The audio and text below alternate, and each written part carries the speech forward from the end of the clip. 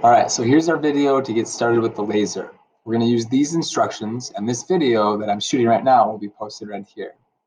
Click on these instructions, take us to a Google Doc, and that Google Doc lays out exactly what we need to do. Let me change the view here. All right, so first off, we have to recognize the fact that these lasers do present some safety concerns we need to be aware of. There are high temperatures produced by the laser, which means there's always a potential for fires. And if you put in the wrong materials, the production of toxic and or poisonous fumes. Man, I'm good at this. So if you look directly above, right, the computers at the lasers, you'll see a list of no materials and a list of yes materials. And you need to make sure that you're not putting materials on the laser that are on the no. If you have questions, the best thing to do is to ask your teacher. Now, we also need to make sure that the lasers have venting that is working appropriately. You should be able to hear it turn on and see the venting actually move when you flip the switch on as the air begins to flow through the tubes. Again, if you have questions, please ask. So in this tutorial, we are going to really just figure out the nuts and bolts of how to take something from the program Adobe Illustrator and get it to cut and etch on the laser. So let's first open up the program Adobe Illustrator. Now for me, that's hiding right down here in the start bar. You might need to look in here and find it. There's Adobe Illustrator. I'm going to go ahead and just click that. Excuse me. Let that load.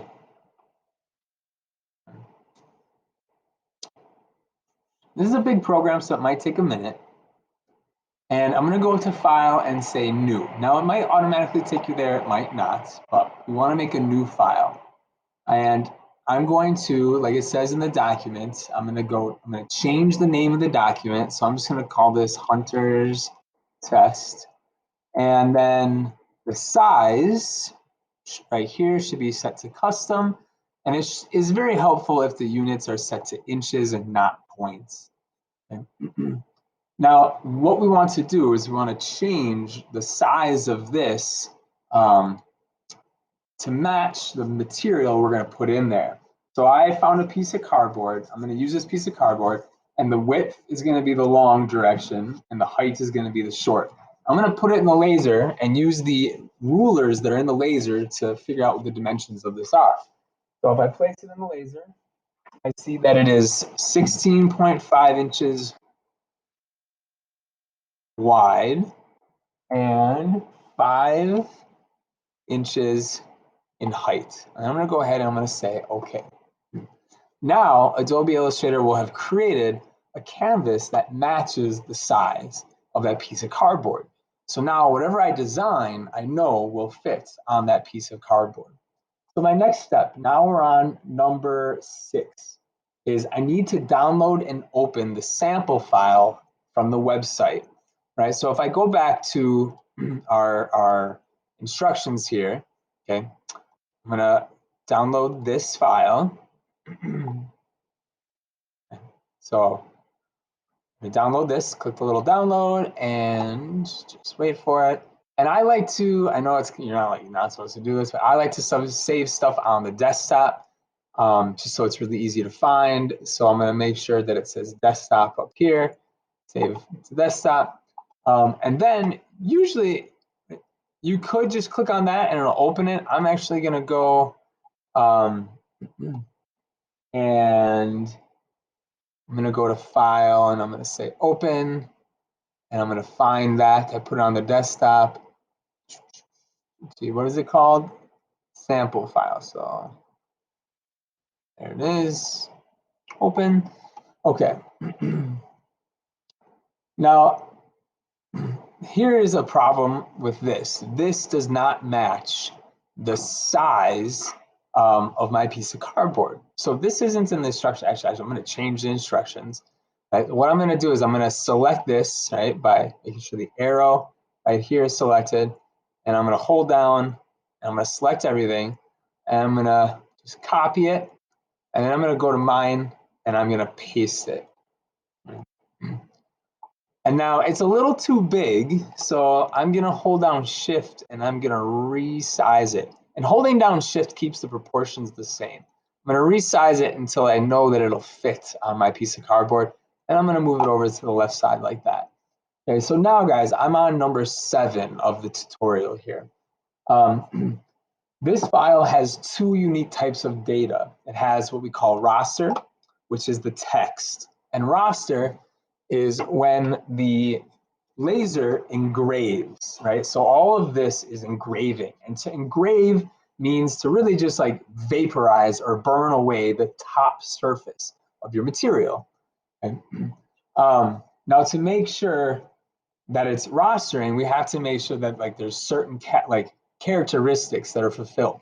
The other piece of data that's in here is what we call a vector, and vectors are when the laser tries to cut through the material.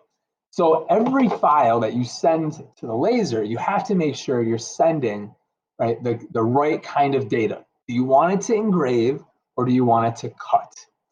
So for number 8, right, it says for the laser to engrave the text needs to be set with the following properties.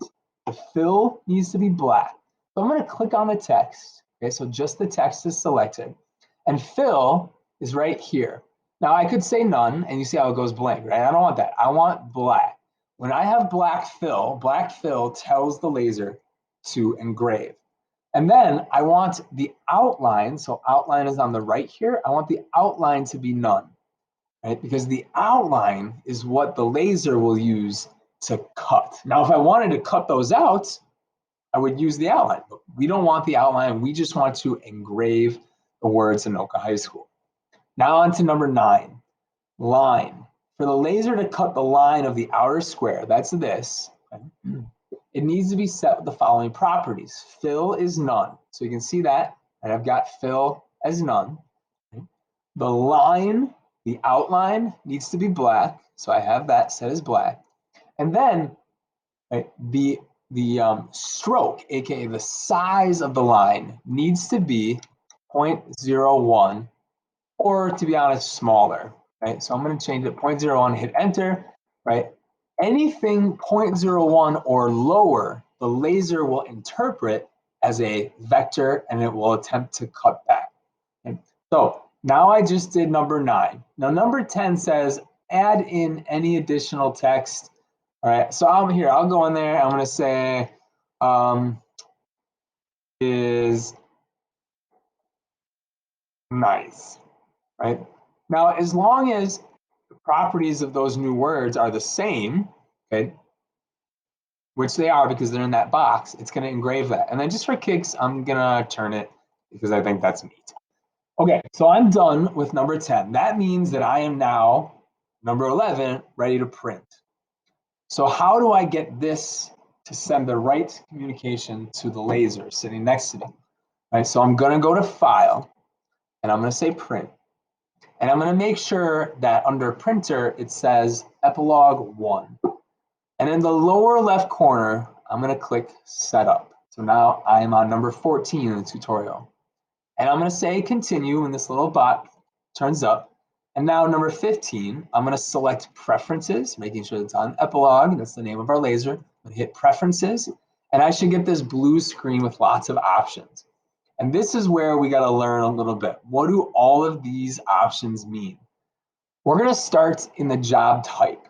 Job type, right, lets us tell the laser what kinds of data we want to send. Do we want to just engrave with raster? Do we want to just cut with vector information? Or are we sending both? In this graphic, we're sending both. So I'm going to make sure combined is set. Okay. Now, moving to the right, the raster settings. Again, this is where we do the engraving, right? And so we have to tell it, hey, how fast speed do you want the laser to move? And how much power do you want it to be shooting out when it is moving? Okay. Now, how do we know what to put? I actually tell you right there in step 19, but let's say you're using a different material. Okay, let's say you're not using a piece of cardboard. I'm going to look right above the laser, right above the computer, and there's a list, right, where it describes the settings for all kinds of different materials. And if you have any questions, you just ask, but it'll tell you exactly what speed and what power to use. So like it says in number 19, I'm going to set the speed to 70%. And I'm just going to get as close as I can. Okay, that's good. And I'm going to set the power to 100%, right? So what this means is, right, I'm going really fast with a really strong laser. Now, really fast means, which means that pulse of laser light isn't going to have a lot of time to work on the material, on the cardboard. And so it's going to barely etch into it. Now, the other piece that's listed in number 19 is the resolution. Resolution is over here on the left.